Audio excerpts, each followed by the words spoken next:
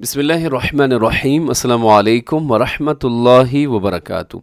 آج ہم پڑھیں گے قرآن حکیم کی آیت مبارکہ، یہ سورہ آل عمران ہے اور اس کی آیت مبارکہ 39 ہے اور آیت نمبر 40، 39 اور 40۔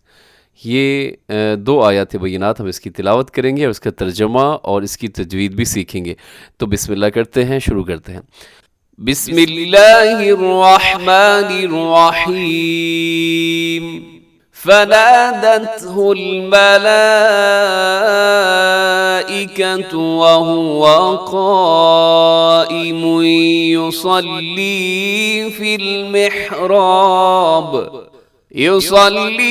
في المحراب أن الله يبشرك بيحيى مصدقا بكلمة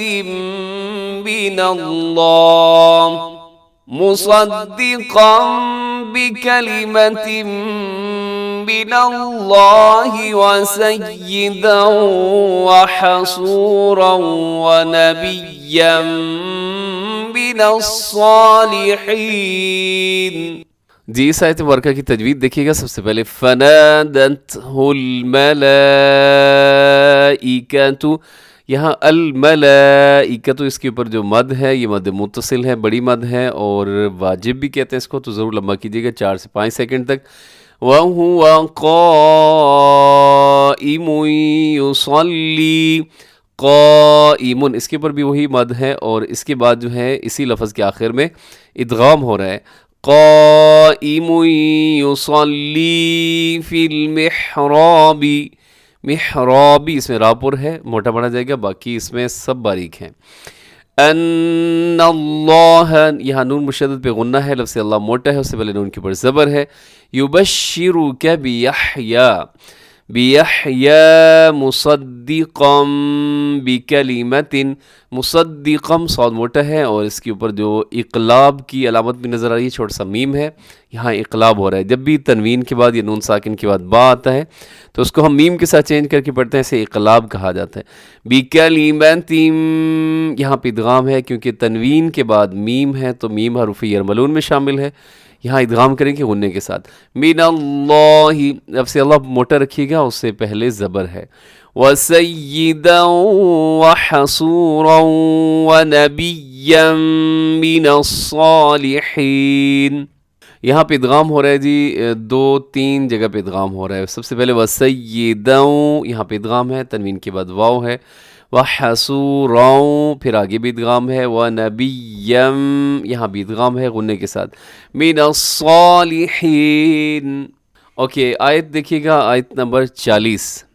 قال رب أنى يكون لي غلام وقد بلغني الكبر وامرأتي عاقر قال كذلك الله يفعل ما يشاء۔ جی اس کی تجوید دیکھیے گا، قال اس میں قاف موٹا ہے، لام کی بڑھ زبر ہے، لمبا ہرگز نہ کیجیے گا۔ قال، ربی کو ربے نہیں کرنا آپ نے، انا، یہاں نون مشدد ہے، اس میں غنہ کیجیے گا اور اس کو جب ہم کھینچتے ہیں لمبا کرتے ہیں کوشش کیجیے گا آواز ناک میں نہیں جائے، یعنی انا کر کے پڑھنا یہ درست نہیں ہے۔ انا، نا ایسے کر کے کھلے منہ سے ادا کیجیے گا۔ یکون لی غلام، یہاں غلام پہ ادغام ہے غنّے کے ساتھ۔ وقد، قاف موٹا، دال کلکلا۔ وقد بلغنی الکبر، تھوڑا سا مشکل لفظ ہے۔ وقد بلغنی الکبر وامرأتی عاقر، جی یہاں پہ وامرأتی، اسے رآتی آپ نے نہیں پڑھنا، حمزہ کو لمبا نہ کیجیے گا۔ وامرأتی، آگے عاقر، قاف موٹا رکھیے گا اور لیکن را آخر میں باریک ہے، کس کے بعد رموز اوقاف میں سے طا ہے، یہاں وقف کر دیجیے گا۔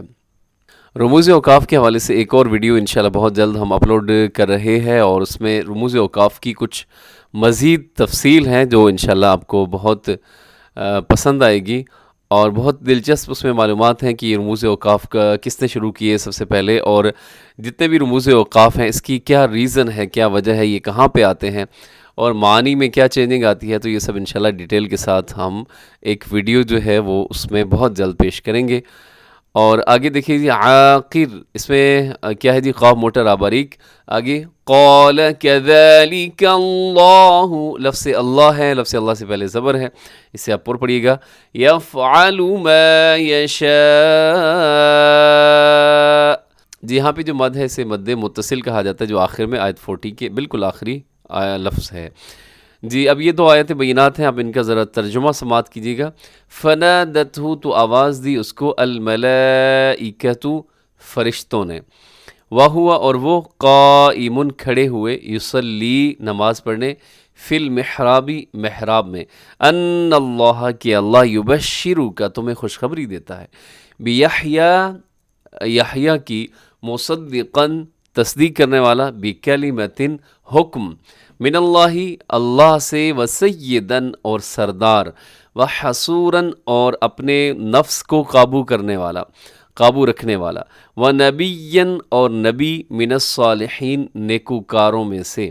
جی اس آیت مبارکہ کی تھوڑا سا آپ مفہوم سمجھیے گا کہ گزشتہ سبق کے اندر آپ نے سنا کہ حضرت زکریا علیہ السلام نے جب بی بی مریم کے پاس بے موسم پھل دیکھے تو ان کے دل میں اولاد کی خواہش نے بہت زور پکڑ لیا، اور وہ خواہش جو بہت عرصے سے ان کے دل میں تھی، وہ یہ منظر دیکھ کر وہ ان کی زبان پہ آ گئی، اور انہوں نے وہیں پہ کھڑے کھڑے اللہ کے سامنے دعا مانگی کہ رب ہب لی من لدنک ذریۃ طیبہ، اے اللہ مجھے پاکیزہ اولاد عطا فرما، مجھے بیٹا عطا فرما، جیسے سورہ مریم کے اندر آتا ہے کہ وارث عطا فرما۔